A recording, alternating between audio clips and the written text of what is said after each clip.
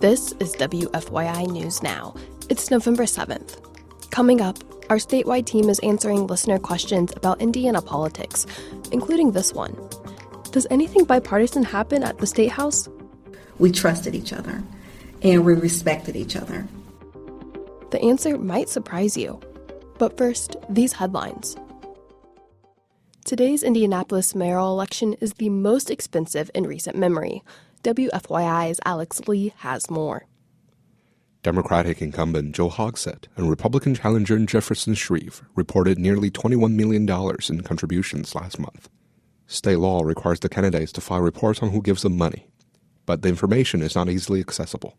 So WFYI created a database for the public to search all these contributions. Go to wfyi.org/news to use it. I'm Alex Lee, WFYI News. The Indiana University Board of Trustees plans to discuss separating the world-famous Kinsey Institute from the university at its meeting this Thursday. WFYI's Sarah Neal-Estes voiced this story from reporter Ethan Sandweiss. The Kinsey Institute's research on sexuality, gender, and relationships has attracted plenty of opposition, but until 2023, Indiana University had largely been able to insulate it from direct attacks. That changed when the state legislature added an amendment to the budget that stripped the institute of public funding. IU's administration now proposes to split the Kinsey Institute into a separate 501c3 nonprofit governed by its own board. Its collections and archives would remain under university ownership. Professor Zoe Peterson is director of the Kinsey Institute's Sexual Assault Initiative and says she had no idea this proposal was coming and that the timeline leaves faculty without enough opportunity to respond. This is, in some ways, our biggest concern is this rush to vote. And we have many, many questions and concerns that they're not yet able to answer. And former Kinsey board chair Claude Cookman says separating the collection from the Institute would be a mistake. It's impossible to overstate how important those collections are to the history and the brand of the Institute. IU issued a statement saying, quote, "It is firmly committed to protecting the intellectual freedom and academic inquiry of the Kinsey Institute and is taking steps to ensure that its work continues in perpetuity." Microplastics in lakes and ponds can cause algae to grow out of control, depriving fish and other aquatic life of oxygen. Indiana Public Broadcasting's Rebecca Thiel reports that's according to new research by Purdue University. Tiny organisms like zooplankton eat algae, helping to control it in lakes and ponds. But Purdue researchers say too many microplastics, which are about the same size as that algae, block zooplankton's guts, limiting how much algae they can eat. Too much algae in water can kill fish and other aquatic life and release toxic chemicals that make the water unsafe for animals and people alike. Thomas Hook is a professor at Purdue and directs the Illinois-Indiana Sea Grant program.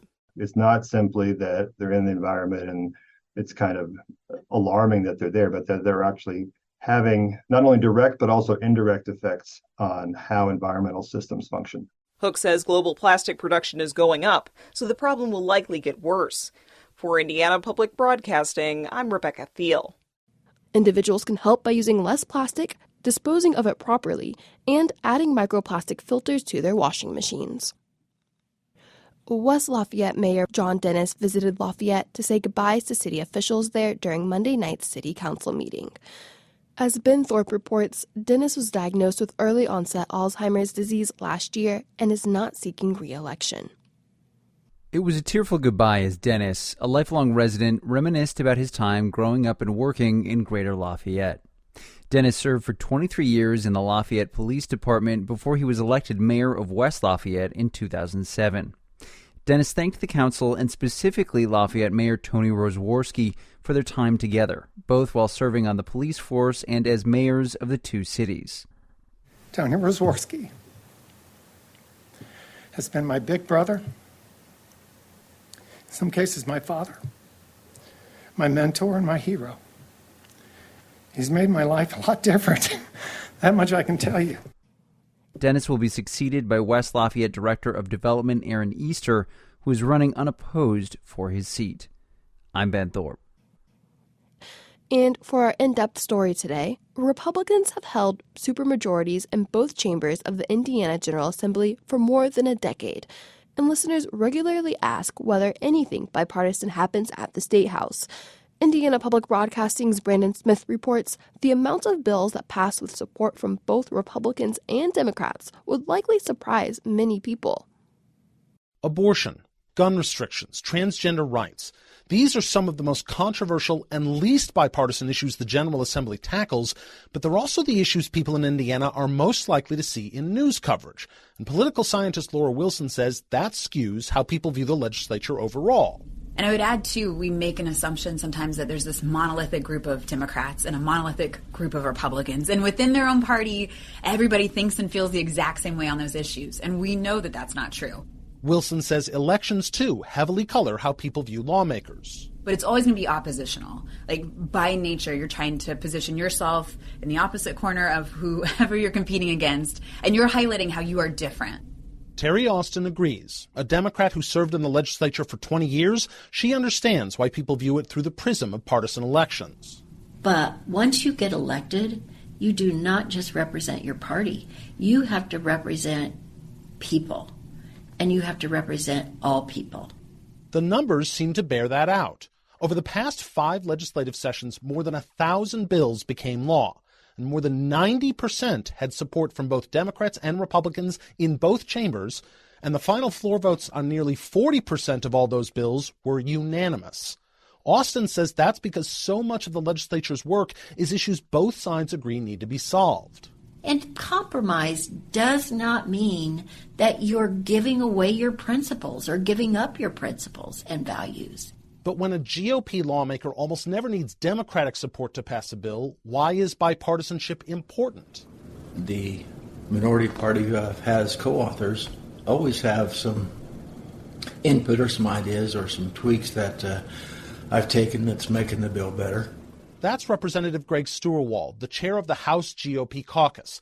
It would be hard to name a bigger bipartisan accomplishment than his comprehensive police reform bill in 2021.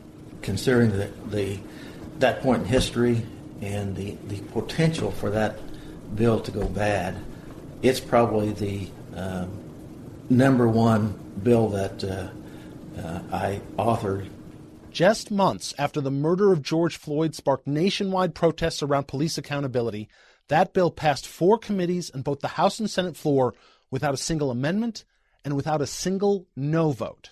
How was that possible? Well, Steuerwald didn't do it alone. He had input from every law enforcement organization in the state and the Indiana Black Legislative Caucus, led at the time by Representative Robin Shackelford. We had to give people expectations into a realistic alignment. You have the Black Caucus, you have the Black community whose wants and needs was all over a spectrum. So trying to narrow that down into things that we all could agree on. Shackelford says a big part of what made the collaboration possible was the people involved.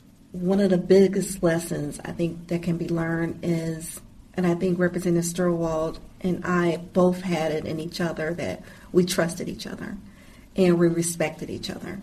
Former Representative Austin says a growing lack of those personal relationships is why she thinks bipartisanship has lessened over the past 2 decades. We've seen less of an inclination to really get to know people who may sit on the other side, or less of an opportunity to really get to know them as people. And that's the first step in understanding the perspective that somebody brings to your debate. Still, Austin says a majority of the legislature's work remains bipartisan, more than many Hoosiers might think. For Indiana Public Broadcasting, I'm Brandon Smith at the State House. That's all for today's episode. WFYI News Now was produced by the following people who live in your community: Abriana Herron, Kendall Antron, and me, Darian Benson. Our news director is Sarah Neal-Estes. If you liked today's episode, remember to subscribe and share. And find us wherever you get your podcasts to hear more stories about your community.